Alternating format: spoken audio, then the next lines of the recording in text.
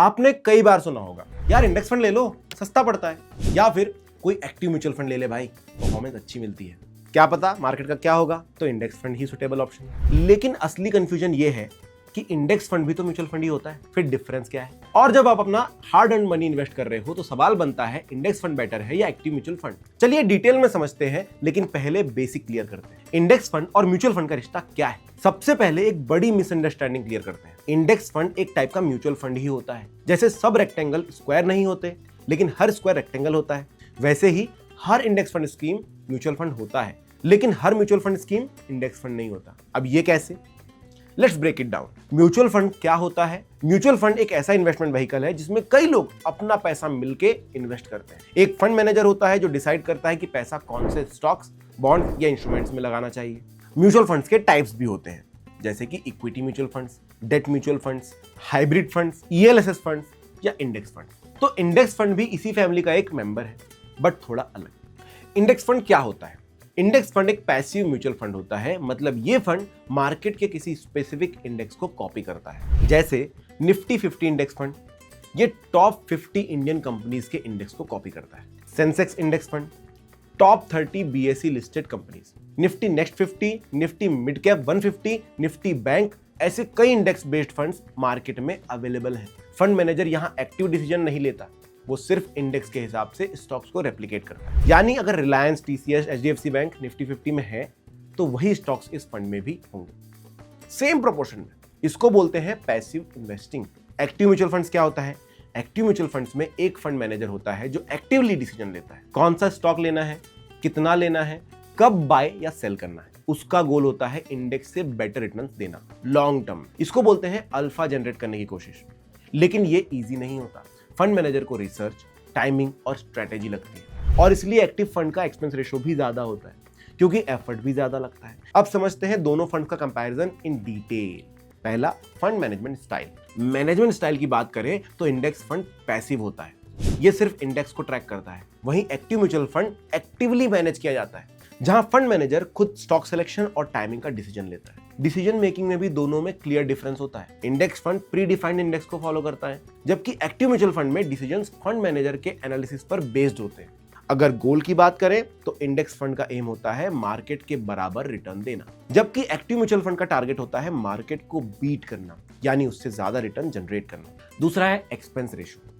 Index funds में ज्यादा research या ज्यादा एक्टिव एनालिसिस नहीं होता, इसलिए इनका एक्सपेंस रेशियो जनरली काफी कम होता है। As of July 2025, index fund का डायरेक्ट प्लान में एक्सपेंस रेशियो यूजुअली 0.05% टू 0.80% के बीच होता है। वहीं active equity funds direct plus regular plan का एक्सपेंस रेशियो अराउंड 0.2% से 2.6% तक हो सकता है। एज ऑफ जुलाई 2025, अगर आप 1 लाख रुपए इन्वेस्ट करते हैं तो एनुअल कॉस्ट अप्रोक्सीमेटली कुछ इस तरह हो सकती है। इंडेक्स फंड में 100 से 600 रुपए per year, active mutual fund में 750 से 2250 रुपए पर ईयर। आप सोच रहे हो ये 1000 रुपए का क्या फर्क पड़ेगा? जब 10 से 15 साल के रिटर्न्स कैलकुलेट करते हो तो एक्सपेंस का इफेक्ट कंपाउंडिंग की वजह से बड़ा हो जाता है। रिटर्न्स, एक्टिव फंड का गोल होता है लॉन्ग टर्म में इंडेक्स से ज्यादा रिटर्न देना।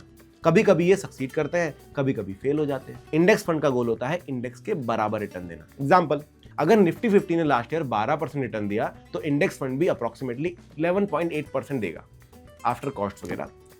एक्टिव फंड शायद 14% दे दे या सिर्फ 10%। चौथा, रिस्क।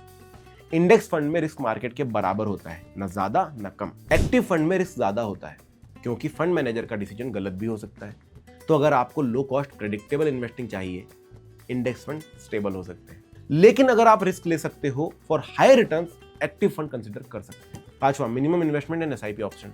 मिनिमम 100 रुपए से स्टार्ट हो जाता है, तो एक्सेसिबिलिटी दोनों में सेम है, लेकिन इंडेक्स फंड में सिंप्लिसिटी थोड़ी ज्यादा होती है बिगिनर्स के लिए। लेट्स से आप 10,000 रुपए पर मंथ इन्वेस्ट करते हो एसआईपी के थ्रू 10 साल के लिए, तो option A, Nifty 50 index fund, जिसमें हम 12% एवरेज रिटर्न अज्यूम करते हैं, तो expected corpus after 10 years will be 23 lakh रुपए approximately. Option B, active large cap fund, assuming 13% returns, expected corpus after 10 years will be approximately 25 lakh rupees, यानी 2 लाख रुपए का extra benefit. लेकिन ये तभी मिलेगा जब फंड कंसिस्टेंटली आउट परफॉर्म करे। अगर एक्टिव फंड 10% ही दे पाया इंडेक्स फंड से कम, तो कॉर्पस होगा 20,60,000 रुपए। तो आप समझ रहे हो, इंडेक्स फंड प्रेडिक्टेबल है, एक्टिव फंड में अपॉर्चुनिटी ज्यादा है और रिस्क भी। इंडेक्स फंड के pros and cons. Pros, low cost, transparent, long term में बेंचमार्क वाले रिटर्न्स, बिगिनर फ्रेंडली और no fund manager bias. Cons, index के ऊपर रिटर्न नहीं मिलेगा, मार्केट क्रैश में पूरा फंड भी गिरता है, no downside protection.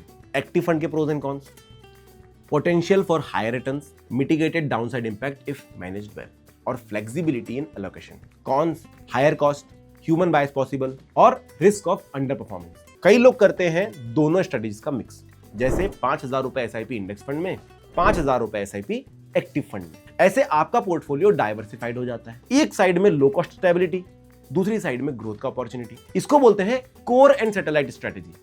Core index fund, satellite active fund. Index या एक्टिव दोनों इक्विटी म्यूचुअल फंड के अंडर आते हैं अगर 65% से ज्यादा कॉर्पस इक्विटी में इन्वेस्टेड हो। इक्विटी फंड्स पर टैक्स आपके होल्डिंग पीरियड के हिसाब से लगता है।